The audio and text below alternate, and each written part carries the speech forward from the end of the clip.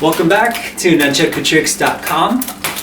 My name is Ken, of course, and I know it's been a while. It has been a while, and I would apologize, but man, I'm having such an awesome time performing, and it's summertime. This is the fire season. This is when I'm out there doing my thing.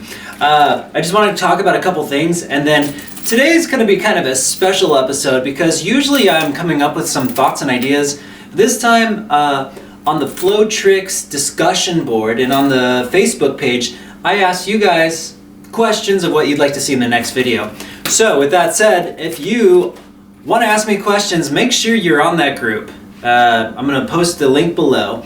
Make sure you're on the Facebook group for sure though, because there is a lot going on, especially in the discussion boards. So let's talk about Flowtricks for a second. The website, I'm hoping will be done by next week.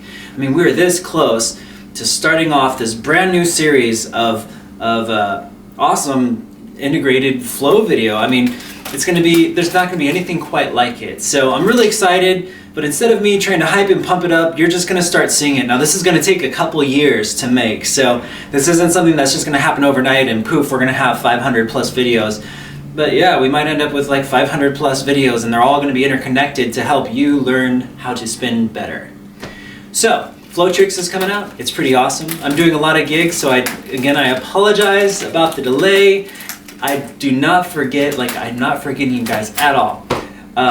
Matter of fact, come wintertime though is probably gonna be the time when you're gonna see the most videos. Now, let me just go ahead and jump in. There's a lot of questions that were asked when I asked on the Facebook page. So I'm just gonna kind of go through, I'm gonna try to tackle as many questions as I can. Okay, so Jacob, I'm sorry, I can't pronounce your last name. I know you very well, but Jacob Sledmajer, that's how you pronounce it. He says, yeah, can you show me the sun wave and maybe some unfamiliar good looking moves? Well, I will show you the sun wave because I think it's important because the moon wave we've already discussed before in prior videos. That's where you do the drop on your thumbs and they cross over like this. If you don't know that, of course, you can always go back to older videos, but I'm just gonna assume that you already know the moon wave. Okay, the sun wave is like the moon wave. The moon wave uses your thumbs. The sun wave uses your pointer fingers, okay? So moon wave below, sun wave above. Boom. Really? I mean, is that all there is? Yeah, that's all there is to it. The sun wave uses your pointer finger and the moon wave uses your thumbs. But there's actually huge implications because your thumbs have a harder time accessing different places, whereas your pointer finger could easily access different angles. So for instance, if I use a sun wave, I actually have more ways that I can unwind it. I call this the lock position when you do a sun wave or a moon wave and the chain's tangled around your fingers, because when you unlock it, you can shoot it out. With the sun wave, bam, you've seen that move before, I'm sure you have. With the sun wave, I can angle it at any angle and just shoot it straight out and back. With the moon wave, like I said, it's a little bit more tricky. For instance, if I had to shoot it up, I'd have to bend my body backwards in order to get a good upwards moon wave. But with the sun wave, it just goes straight up and down. Very simple. Now, in order to aim it, a lot of times, especially if you're sideways and you're using a sun wave, it's more about just letting go of your hands, just like you would have with the moon wave. You just open your hands and let it go, but it's about the way you pull it back. So what you do is you just give a little bit of force, you open up your hands so it unlocks as you move it outward, but it's really about the way you pull it back. You're gonna pull it back about a third harder than when you pushed it forward. So if I was to over accentuate it, it'd be boom, like that. Again, in slow motion, it's like that, okay? It's all about the way you yank it back. And that's gonna give you a really good solid moon wave. Next. Yeah, I'm just gonna pick up and down this iPad and go through this whole list here.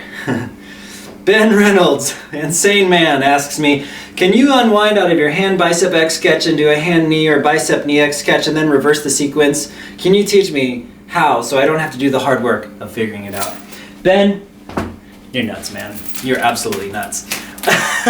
What he's basically asking is if we can do a bicep X sketch like this, and to unwind, instead of unwinding straight back into the bicep X sketch, can we unwind it down to the knee? Well, the problem with that is if you do go to the knee, the only thing you can really do is to unwind it and catch it. Now I don't know if you can see my knee, but I can catch it, but this doesn't put me into an X catch sequence.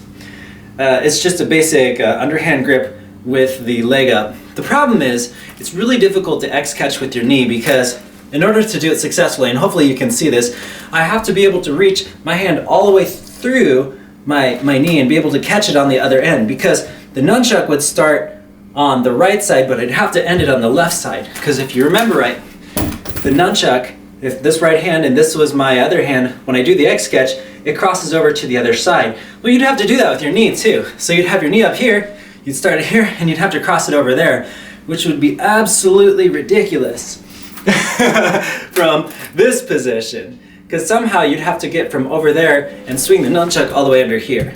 I'm not saying it's impossible, I just haven't figured out a way.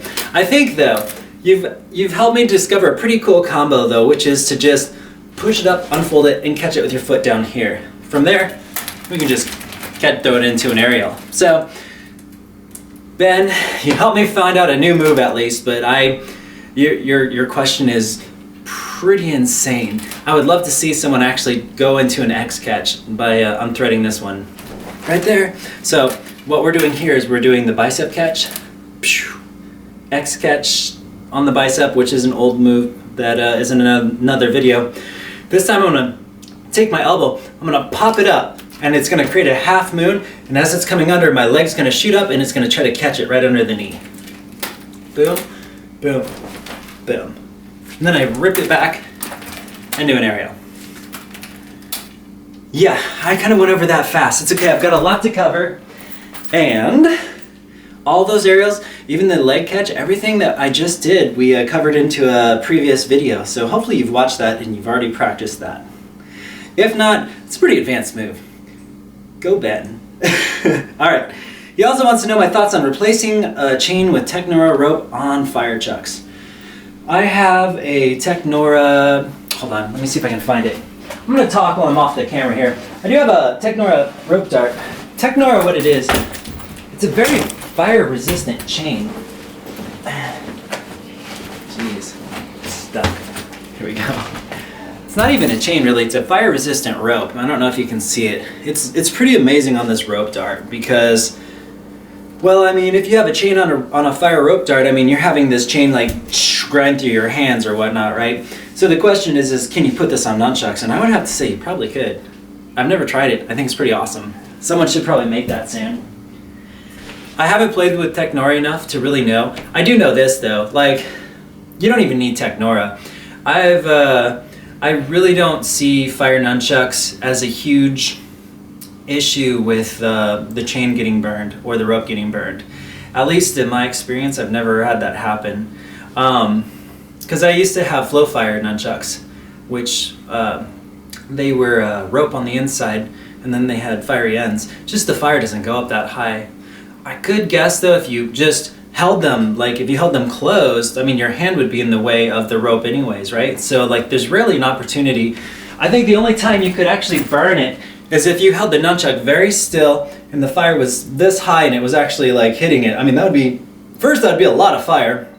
And second, you'd have to stand there for quite a while before this thing burned off.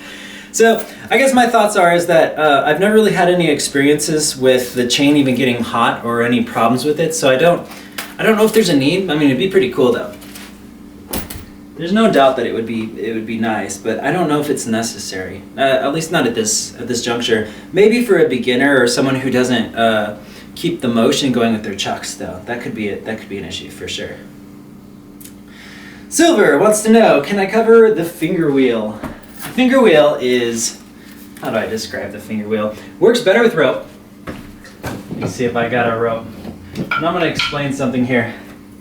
You can cheat it with the rope, so that's why I'm grabbing these rope chucks, especially when you're first learning it. I'm going to move my iPad out of the way then. Okay. You can cheat a finger wheel with a rope. And the way you can do it, if you think about the wheel, you're watching a guy spin a nunchuck with his fingertips, right? Like this. Oops, that's a bad wheel. I haven't done the wheel in a while. But essentially, we're making the nunchuck spin by our fingers, like rolling over the tips of it. Here's how it's gonna look, okay? When you're first starting, if you have rope, you can sneak your fingers inside the rope. That way your fingers will get stuck and the nunchuck won't fly out of your hands. I don't know if you can see this, but rope nunchucks have that one little advantage. You can't really do that with chain. So you can sneak it over in the side, and basically I'm not going to do that. I'm going to actually grab like the chain just to kind of show you, because a lot of people are going to have chain and swivels. My pointer finger is going to be at the very top of this swivel that's farthest away, and then it's going to be at the bottom of the swivel that's closest to me. So as you can see, there's a top and a bottom.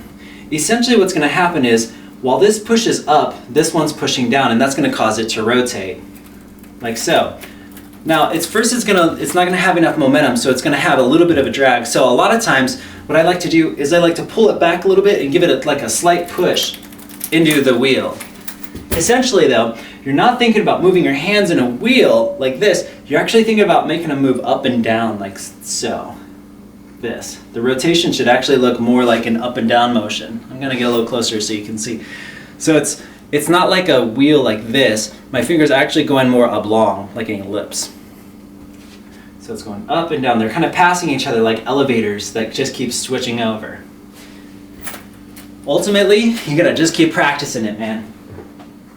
Alright, next up is, can you also cover illusions like the staircase, those Z string moves, and other illusions? Well, essentially, that's a lot of things to cover, so I'll just cover a couple of them really quick. The idea of a Z thread like this is, it's almost always two underhand grips. When you're an overhand grip, you have a little bit less, you have actually a little bit less control over it than if you actually have two underhand grips. We usually do overhand grips because you have a lot more control when you're just doing general flow moves. But when you want to actually control the way the chuck moves, underhand grips are the best way to do it. For instance, if I have an underhand grip and I move my hand up and down like a line, if I just move it up and down, that's not that most interesting. But if I just hit the top of this, then I just take my hands and I have them make a half circle, then all of a sudden I can create this illusion of a circle. Like that. Now, try that with an overhand, your arms are gonna get stuck. You can do it, but it's gonna be a lot more work. This is why I recommend the underhand grip for any time you wanna start working with visual type motions.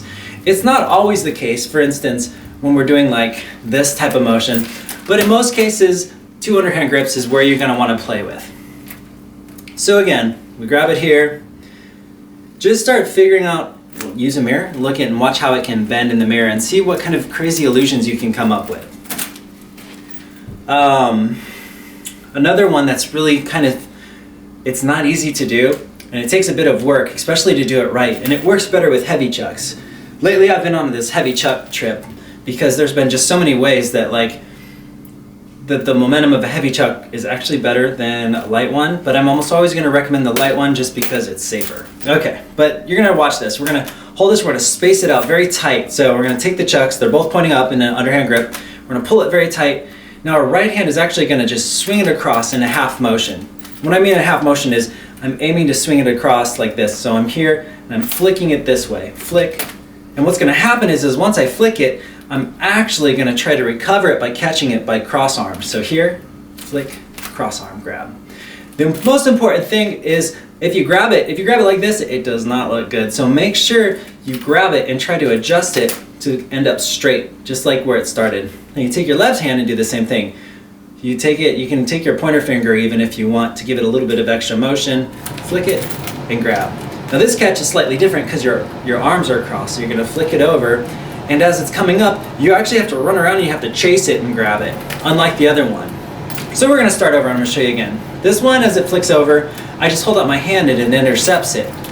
Boom. Now that we're crossed though, when I pull this one over, in order for me to catch it here as it's coming up, I have to chase it with my hand and grab it. But all you have to do from there, is miss it. This is why I say it's better to have heavy chucks on this one, because this the way it swings and the way it bounces in your hand is going to be a lot more comfortable with the heavy chuck.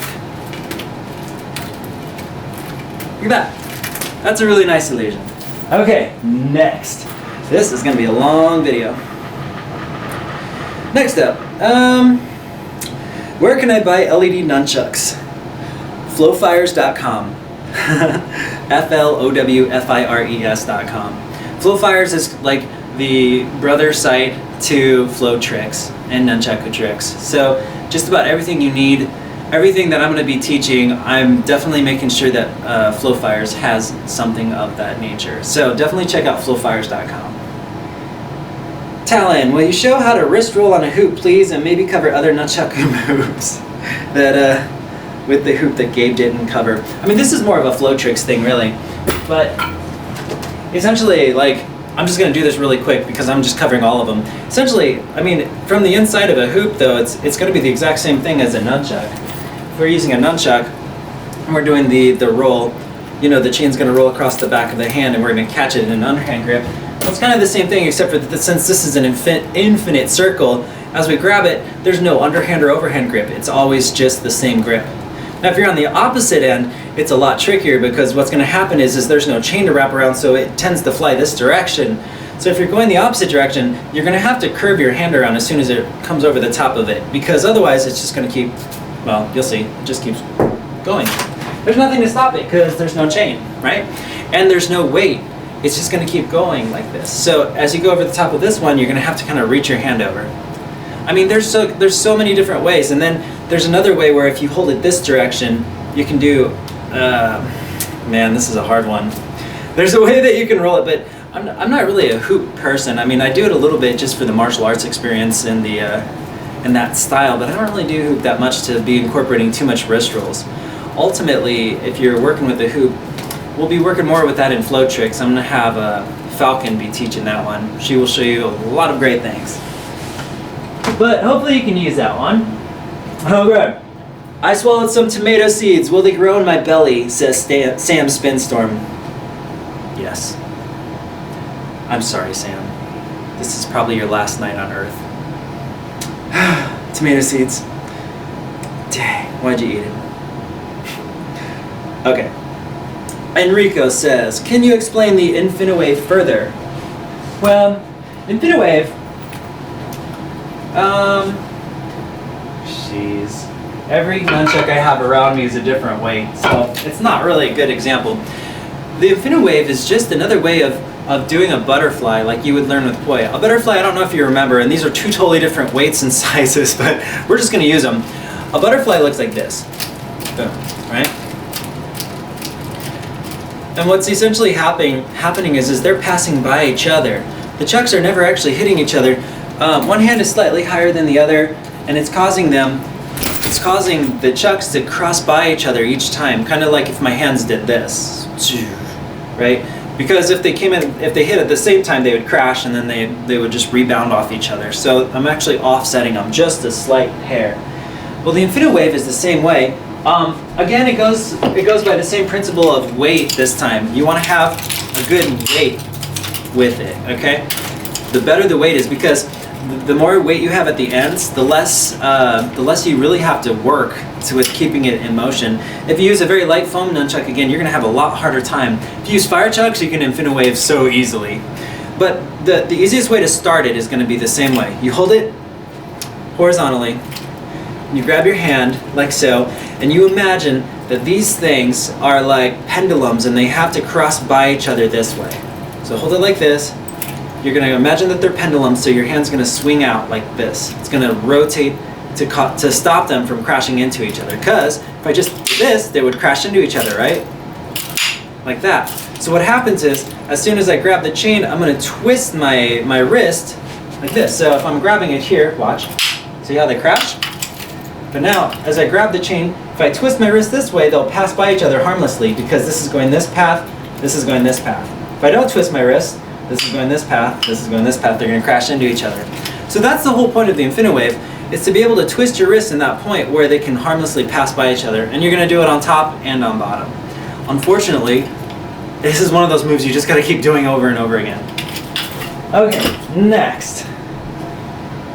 I'm just blasting through this. I apologize, I haven't made a video in a while, and I'm actually running under lack of sleep right now, so as soon as I'm done with this, I'm gonna chill. Oh man, I can't remember who wrote this, but it says, Where was your first performance, and do you remember your first routine? My first actual performance was with a local group here, and the thing I can tell you the most about it is I was so nervous. I was so very nervous when I first lit the fire nunchucks. Coming from where I am now, I can tell you that the impression that you try to make on the audience, the harder that you try to leave an impression, the harder it's going to be for you to actually be able to leave an impression. So my first time, I don't barely remember it at all. I remember I was stressed, and I remember I dropped it a few times, and I apologized to the crowd because I wanted to give them a really good show. But in time you realize that the best way to give a good show is to actually not try. It's like, I wrote that in the forum too, it's like going on a date, you know? If you're really trying to impress that person, I mean, they'll sense that. They can sense the sincerity of a person that's just completely comfortable and in flow too, and isn't trying too hard, you know? So I would have to say, like, from a first performance perspective, if you have a first performance coming up, there's a few things that you want to do. One is don't cram all your moves in that you can. Two is have a vision. Think of something that you really want to portray in that, and I would say only focus on the moves that you can really do very well. Because as you're nervous and when adrenaline hits, you may forget your more complicated moves. And then three, I think one of the most important things is to just let go and to just be able to laugh. There's probably a dozen more. I'll probably go over a lot more of these later on, but my first performance was very nerve-wracking. I think it's going to be the way with lots of people, though. Lots of people, when they first start off, they're going to feel those same things, and they're going to think that there might be something wrong, but there's absolutely nothing wrong. The truth is, you just got to keep doing it, and your mindset will change. You got to go through that experience. I'm pretty sure almost everyone, especially if you start off later in life, is going to have stage fright. So if you keep doing it, the more you do it, the easier it gets, and the more you can realize just what kind of performer you are.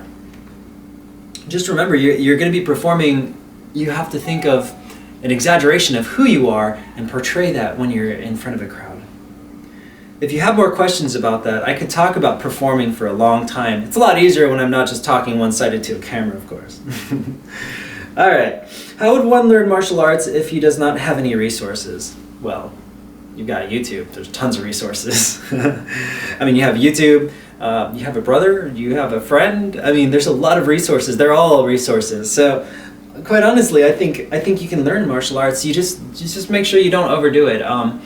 Especially when you want to learn martial arts, the worst thing you can do is, I think the worst thing you can do with martial arts is going to be to rush it, because especially joint locks, or there's a lot of very technical things that you want to take it nice and slow with. But if you have a friend, or especially if you know someone that already does martial arts, talk to them, get ideas from them. And I would say also, I don't know, the most important thing about martial arts, I think, is just to keep doing it, no matter what, Reading books. I used to read Taoji Kundo all the time. I had quite a few martial arts books because when I was doing it, there was no YouTube. So from my perspective, I think that there are tons of resources out there right now. No matter, even if there's no martial arts dojos that you're going to, you could just go on YouTube and at least get a few moves each day and practice them. Just be careful with the joint locks. That's all I can say about that, because joint locks, you can seriously hurt someone if you're doing it incorrectly. So I would probably see someone who's been trained for certain things, especially like chokes. Okay, I've got a few more and then I'm almost done. Okay, somewhere along the line the camera stopped recording, so hopefully I'm just going to keep going with this. Malik asked how to make a fireball with fire nunchucks. And let me just start by saying I wasn't planning on teaching any fire with Nunchakutricks. Flow tricks, I'm going to teach a little bit of fire, because I'm noticing that people are using fire. People are watching me spin fire, and then they're trying to mimic that. And some people are using socks instead of Kevlar, and some people are using the wrong fuels. So I feel like now, because I've already started this, I need to teach some fire safety, which I will do later. But please, if you're thinking about fire, do it right, because I don't want anyone to get hurt. Fire can be very dangerous. With that said, though, let's jump into some fire really quick. Malik asked about making a fireball. Now, this is an advanced move for nunchuck. mostly because you can get fire on you. I would say about 30% of the time when I do a fireball, I get some fire on my shirt, so be very careful with this. I don't know if you can see this, but this nunchuck is spinning extremely fast, and that's how you make a fireball, essentially. A fireball is, you dip the nunchuck in the fuel. Okay, there's a lot of fuel. You can't just do the fireball right away because the chuck has too much fuel on it, and you're doing a fireball way too close to your body.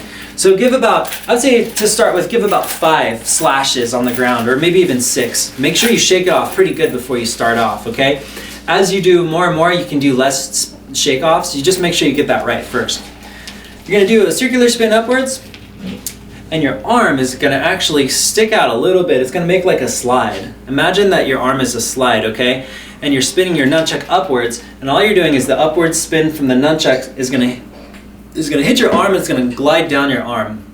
So the worst thing you can do is if you're doing an upward spin, if you hit right here, it's not gonna glide, you're gonna bash your shoulder, which I've done, and it's no fun. So make sure you hit right here, and it glides downward. And as you can see, it causes it to spin.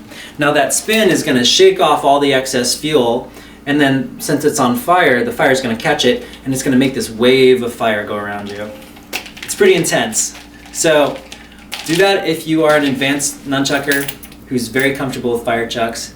If you're not, do not do that, because you have to know what to do if you start your shirt on fire, because you're probably a good chance you will. All right? 2 more questions.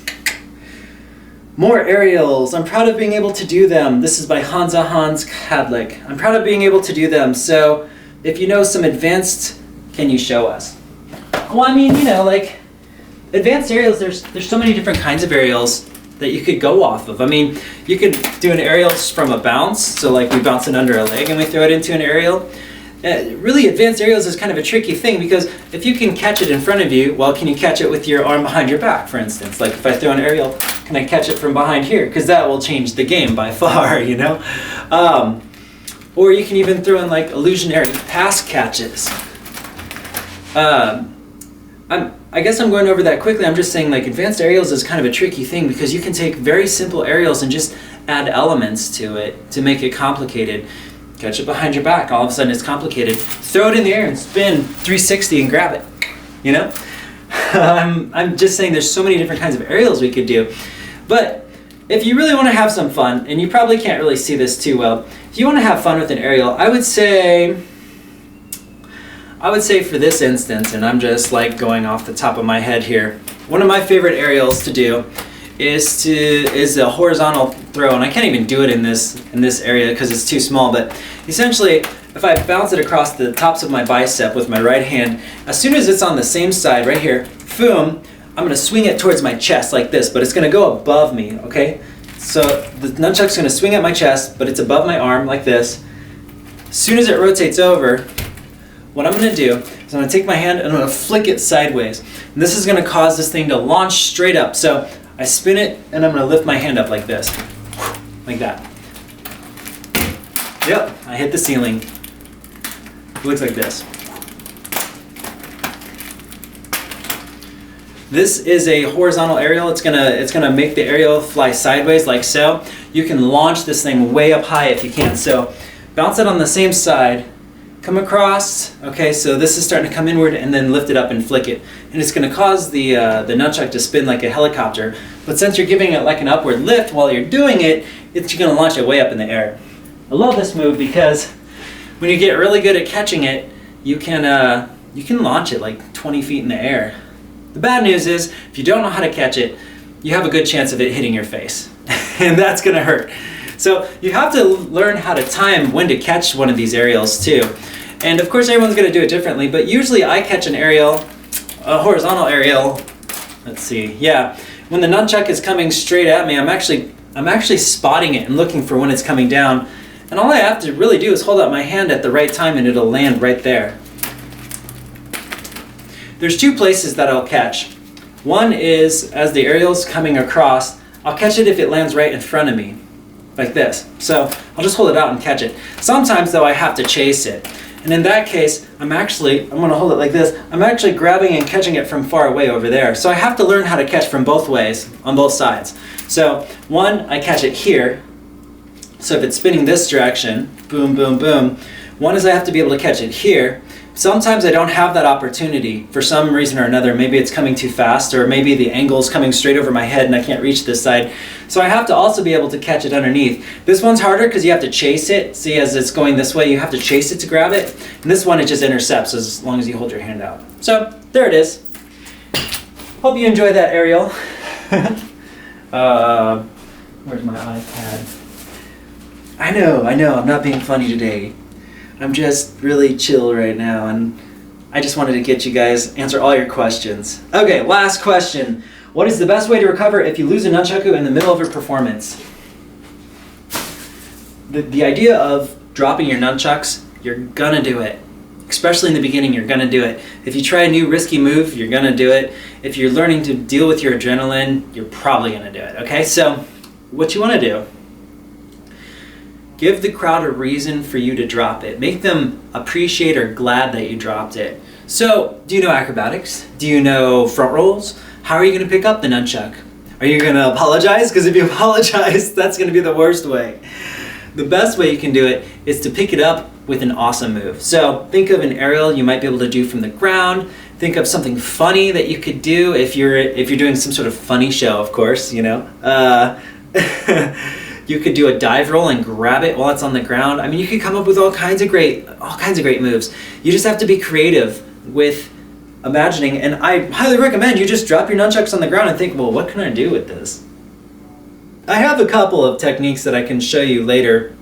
I have a really nice throw, but yeah, you can throw with the nunchucks from the ground. Unfortunately, my camera's not set up to show you, so just know that the best thing you can do, if you're not sure, you might even be able to do a somersault or a cartwheel and just learn how to do it while picking up an object, and the crowd's gonna love that. They're gonna totally forget about that as long as you give them a reason to.